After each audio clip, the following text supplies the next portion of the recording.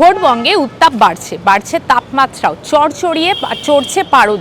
আসানসোলে কিন্তু আজকেই তাপমাত্রা প্রায় 42 ডিগ্রির ওপরে পৌঁছে গেছে এবং পশ্চিমাঞ্চলের পশ্চিম দিকের বেশ কয়েকটি জেলা বর্ধমান এবং পূর্ব পশ্চিম বর্ধমান এবং পুরুলিয়ায় কিন্তু 40 ডিগ্রির ওপরে তাপমাত্রা রয়েছে।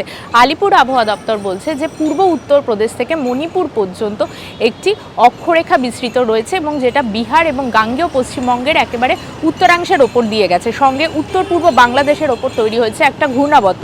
এই গোটা সিস্টেমটার জন্য কিন্তু প্রচুর পরিমাণ শুকনো এবং উষ্ণ হাওয়া বাংলায় ঢুকছে এবং সেই কারণেই বৈশাখের একেবারে শুরুতেই 40 ডিগ্রির ওপরে তাপমাত্রা পৌঁছে যাচ্ছে। কলকাতার ক্ষেত্রে তাপমাত্রাও 36-37 ডিগ্রির আশেপাশে ঘোরাফেরা করছে। ভারী বৃষ্টিপাতের দক্ষিণবঙ্গে কোথাও কোনো পূর্বাভাস নেই, তবে 26 তারিখের পর থেকে পশ্চিমাঞ্চলের জেলাগুলিতে বিক্ষিপ্তভাবে বৃষ্টিপাত হতে পারে এবং এই বৃষ্টির জেরে কিন্তু গরম কমবে না, উল্টোটাই হবে, গরম বেড়ে যেতে পারে এবং আর্দ্রতা বেড়ে গেলে অস্বস্তিটাও থাকবে।